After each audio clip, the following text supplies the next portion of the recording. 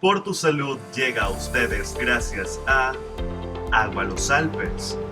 Amigos de Public Magazine, bienvenidos a otra edición de Por tu Salud, un espacio producido por Public Insight.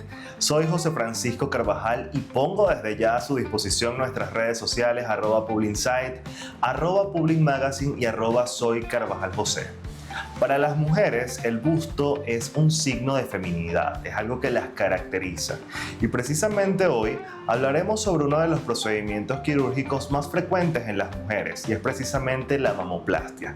Para ello nos hemos venido hasta Especialidades Quirúrgicas La Colina para conversar con la doctora Marisabel Quintero, cirujano plástico, reconstructivo y maxilofacial, sobre este procedimiento. Gracias por recibirnos, doctora. Encantada, como siempre. Doctora, quisiera que empezáramos definiendo qué es la mamoplastia. La mamoplastia es la cirugía sobre la mama y esta a su vez la podemos dividir en mamoplastia estética y mamoplastia reconstructiva. Dentro de la mamoplastia estética tenemos la mamoplastia de aumento y la mamoplastia reductora.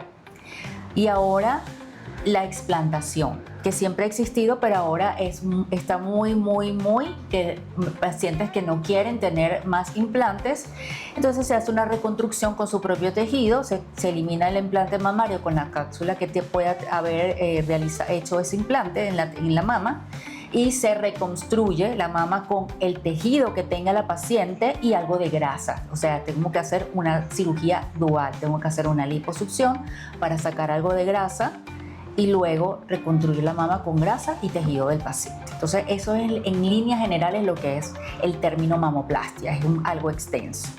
Vemos entonces que existe una clasificación, ¿no?, en relación a lo que es este procedimiento que, tal como lo comentaba al principio, puede ser quizás de alta demanda por parte de las féminas, porque bueno, obviamente desean tener un busto que, digamos, se adapte a lo que vendrían siendo sus expectativas. Me gustaría conocer, por ejemplo, en este caso, el tipo de incisión que se realiza para la mamoplastia, dónde se ubican las cicatrices, para que no sea quizás tan notoria. El abordaje mamario o el abordaje de la mamoplastia de aumento, en este caso vamos a hablar de la mamoplastia de aumento, es o una media luna alrededor del complejo areola-pezón, y si este es muy pequeño, ese es el preferido, el que casi todos los cirujanos prefieren, una media luna alrededor del complejo areola-pezón. Pero si es tan pequeño que no permite realizar un abordaje a través del complejo areola-pezón, tenemos dos áreas más, que es el surco submamario y la axila. Entonces tenemos tres sitios en donde va a quedar la incisión para poder hacer un abordaje para colocar un implante mamario del tamaño destinado que se pueda colocar en el paciente. Vemos también que, por ejemplo, en el caso de las mujeres que desean reducir la talla, puede existir un corte que es diferente. No sé si se aplica en todos los casos, que es conocido como el ancla. No sé si es como una T invertida. Correcto. Si la mama es muy voluminosa, si es muy grande, hay algunas medidas que tenemos que tener presentes para poder reducir la mama y que quede armónica, que son la distancia que existe de la horquilla al pezón, la distancia que existe del pezón al surco mamario, y según eso nosotros vamos a hacer unas estrategias. Eso es como hacer un vestido, vamos a hablarlo así para que lo entienda el público.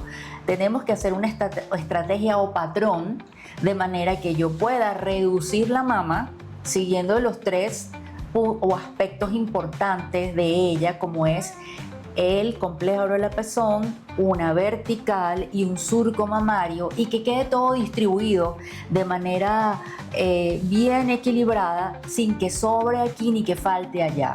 Es por eso que la reducción, si es reducción, lógicamente es porque es muy voluminosa. Exacto. ¿Ok? Yo voy a hacer un patrón donde voy a tener o dos o tres tipos de cicatrices. Si son dos, es un círculo, que es el que va alrededor del complejo areola-pezón, con una vertical que se puede un poco lateralizar hacia el lado externo de la mama, y el patrón más conocido por todos, que es la T invertida o el ancla. También hay pacientes que no solamente tienen una mama voluminosa, sino que no tienen tejido, sino mucha piel, porque rebajaron mucho o amamantaron y perdieron tejido mamario, entonces quedó la piel abajo sin nada de volumen. Esos pacientes hay que hacerles algo de volumetría, utilizamos para ello los implantes mamarios, y también si sobra mucha piel tenemos que armar ese tejido o esa mama alrededor de un implante que va colocado detrás del músculo, y generalmente pues se hace o la T invertida o el ancla, porque como te expliqué, tenemos que buscar la forma y manera de poder armonizar la piel de la mama sobre lo que nos está dando la volumetría y que no nos vaya a sobrar tejido. Es por eso que esos son los patrones. El círculo, que va a ser el complejo areolar pezón, una vertical que me va a dar la proyección, y lo que me sobra abajo, que sería la horizontal, hay que quitarlo porque si no eso va a quedar desastroso. Entonces a veces hay que sobrepesar. Voy a ahorrar cicatriz, pero me va a quedar algo que no tiene ningún tipo de lógica o que no es armónico, no. Entonces por ello es que en cirugía plástica a veces hay que hacer cicatrices. Nos habla sobre implantes, y yo recuerdo que en el pasado hubo un problema con unos implantes, creo que eran de origen francés, no estoy muy seguro. Sí, los PIP. Exacto. ¿Qué características tienen actualmente los implantes que son utilizados para este tipo de intervención, que de alguna manera u otra pueden ofrecerle a esa paciente que se va a someter a este tipo de operación, pues mayor seguridad, ¿no?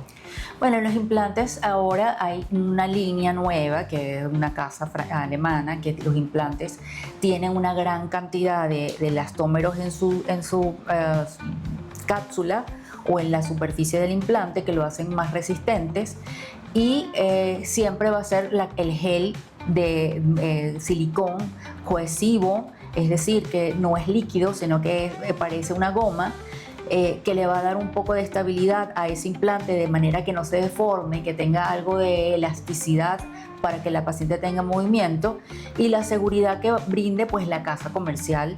Por eso también es importante buscar casas comerciales conocidas y siempre operarse la parte estética con un cirujano plástico que esté certificado y que sepa qué es lo que le está colocando al paciente. Otra cosa, otro mito es que, mira, el implante es para toda la vida, no me lo voy a cambiar, sino cuando me haga alguna molestia. Eso ya también ha cambiado mucho. Y se sabe que ahora el cuerpo causa cierto desgaste del implante. Ese desgaste que puede ocasionar en el implante puede provocar focos de inflamación. Entonces, si usted se va a someter a una cirugía estética donde se quiere aumentar el tamaño del busto con un implante, tiene que estar seguro y saber que ese implante, después de 10 años y antes de que cumpla 15 años, tiene que cambiárselo para poder garantizar una seguridad de que el implante, lógicamente la casa comercial me va a dar una garantía de que ese implante en condiciones normales, es decir, que nada condiciones normales es que nada lo vaya a perforar ni penetrar, porque si algo punzopenetrante te daña la piel, músculo y tu tejido, obviamente va a dañar un implante. Pero si en condiciones normales, la casa comercial debe asegurar que eso no debe ocurrir. Ellos aseguran que eso no ocurre, pero nosotros como médicos y viendo toda la evidencia científica que existe, sí ocurre un pequeño desgaste de la cápsula de los implantes, y por ello se recomienda chequear y cambiar después de los 10 y antes que el paciente cumpla 15 años de operado. Entonces es mejor recambiarse siempre los implantes. Importante entonces que las pacientes que se someten a esta intervención estén conscientes de que ese implante debe ser sustituido, que tiene un tiempo de vida útil, y que es importante también, es relevante estar siempre en, digamos, observación médica cada cierto tiempo, ¿no? Para poder asegurarse de que este implante que está en el cuerpo está en óptimas condiciones. Nosotros vamos a hacer una pausa acá en Por Tu Salud, pero al regreso vamos a conocer un poco el proceso de selección del implante que se va a utilizar, sobre todo del tamaño. La invitación, por supuesto, es a que interactúe con nosotros a través de redes sociales, @PublinSight, @PublinMagazine y @SoyCarvajalJosé. Ya regresamos con más.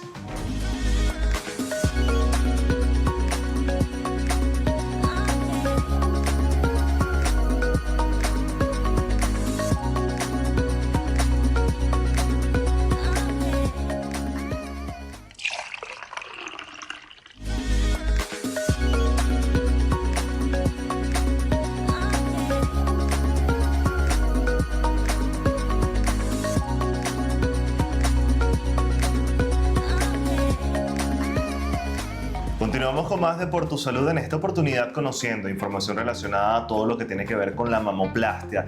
Dejábamos una pregunta al aire. Vemos entonces acá que existen, bueno, tengo 2 implantes en la mano, existen diferentes características, diferentes tamaños y precisamente yo le consultaba a la doctora Marisabel Quintero cómo es el proceso de selección del tamaño de los implantes que van a ser utilizados en una paciente. Y esto lo consulto porque generalmente la paciente puede venir a consulta con ciertas expectativas, con un tamaño quizás ya pensado, pero tal vez no sea el que más le conviene. Bueno, eso ha cambiado bastante, porque la tendencia actual es cada día se coloca un volumen más pequeño. Eso ha cambiado, hubo un boom en el 2000, 90 y pico para acá, 2000 y algo, que se usaban implantes más grandes, pero ha cambiado. O sea, las nuevas generaciones buscan algo más natural, más light. También vienen personas a buscar implantes un poco más grandes. La selección es a través de un examen físico que se realiza, en donde se toman las medidas del paciente, estatura, talla y capacidad que pueda tener en el tórax para tener un implante de determinadas dimensiones y sentido común también. Si es una persona, una paciente que mide 1,45, tiene un tórax muy pequeño y quiere ponerse 400 cc o gramos de 450, pues no le va a quedar bien. No va a tener la capacidad, podemos romper el músculo, la piel le van a salir estrías.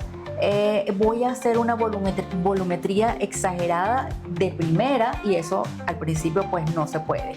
Si ella quiere más volumen porque es su gusto, más adelante pues se buscará la manera de colocar un implante adecuado y que ella más adelante o cuando tenga más madurez, porque generalmente son pacientes muy jóvenes, ella podrá observar si le queda o no ese tamaño de implante tan grande. También existe, ciertas personas que de alguna manera u otra pues relacionan los implantes con el cáncer. ¿Esta relación es válida? ¿Existen estudios médicos que de alguna forma pues validen esta teoría? Con el cáncer de mama, típico cáncer de mama, no, pero sí se asoció o se ha asociado a determinado linfoma de células anaplásicas, que es un tipo de cáncer, relacionado con los implantes que antes salían, que eran texturizados, muy duros, que provocaron una inflamación constante sobre el tejido mamario y que bueno, esas pacientes fueron intervenidas con la explantación y con tratamiento inmunológico y mejoraron sus condiciones. Pero con el cáncer de mama como tal no existe ningún tipo de relación. De hecho, los implantes mamarios se utilizan para reconstruir una mama post-mastectomía y que la paciente que es operada por un cáncer pues no tenga el estigma de la mastectomía radical o la mastectomía por cáncer y salga de una vez reconstruida, bien sea con un colgajo abdominal o de dorsal ancho y un implante mamario detrás de esos músculos. Hemos hablado sobre mamoplastia y bueno, lo hemos relacionado estrechamente con la mujer. Sin embargo, es importante también destacar que existe la comunidad LGBTQ+, que está integrada por personas trans. Yo quisiera conocer un poco si existe algún tipo de diferencia en el abordaje de este paciente que pueda asistir a consulta para realizarse este procedimiento en comparación con la mujer que nace naturalmente siendo mujer. Bueno, el abordaje va a ser el mismo. Y el objetivo va a ser exactamente el mismo, colocar un implante retropectoral.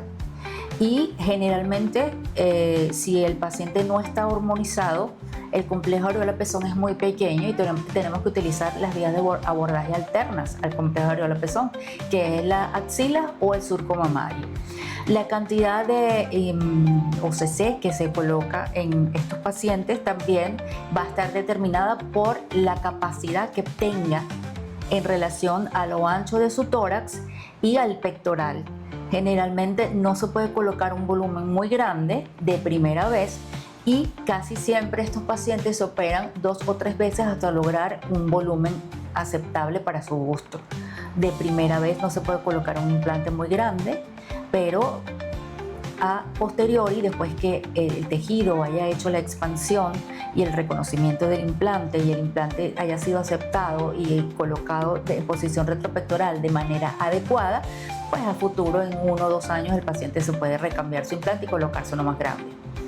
¿Existen diferencias entre un paciente trans que ha sido sometido a tratamiento hormonal en comparación al que no ha recibido ningún tipo de procedimiento? Sí existe diferencia. Los rasgos femeninos son más visibles. Cuando son mujeres y queremos hacer mastectomía para masculinizar el tórax, los resultados estéticos son mucho más agradables cuando el paciente ha sido previamente hormonizado. Ya no hay el tejido mamario más pequeño, se hacen incisiones más pequeñas, el resultado estético es mucho mejor porque no es femenina, ya tiene un cambio que está dada por las hormonas, es decir, los caracteres sexuales secundarios son más masculinos, más parecidos a un hombre, y por supuesto la cirugía va a ser más sencilla. Lo mismo ocurre con las trans que quieren ser femeninas. Colocar un implante cuando el complejo de la pezón está un poco más grande y hay algo de tejido o de grasa por las hormonas, el resultado también va a ser un poco más armónico y más bonito. ¿Cómo es el proceso de preparación de esos pacientes que desean someterse a la mamoplastia? Los pacientes en general, bueno, es una cirugía. Se indica un estudio sobre la mama para tener un antecedente preoperatorio, bien sea una mamografía o bien sea un eco si el paciente es joven. Se indican unos preoperatorios como para cualquier cirugía, se indica una evaluación cardiovascular, se indica una evaluación preanestésica y todo el perfil preoperatorio específico para entrar a un quirófano. Ese paciente no puede estar bronceado, evitar esas cosas. ¿Okay? Porque, ¿qué pasa cuando vamos a hacer, por ejemplo, en una mamoplastia de aumento? Voy a estirar la piel y si es un paciente que está bronceado con una piel deshidratada, el porcentaje de que el paciente me haga estrías en un postoperatorio va a ser mayor a que el paciente que se ha cuidado la piel, que se la ha hidratado, etc. Se le indica al paciente que no consuma ningún medicamento que no le haya sido indicado por el especialista. En este caso, lo que mandamos nosotros antes de la cirugía es vitamina C y ácido fólico para que la cicatrización sea mejor en el paciente. Y eso es básicamente lo que se indica para preparar a un paciente que va para una mamoplastia.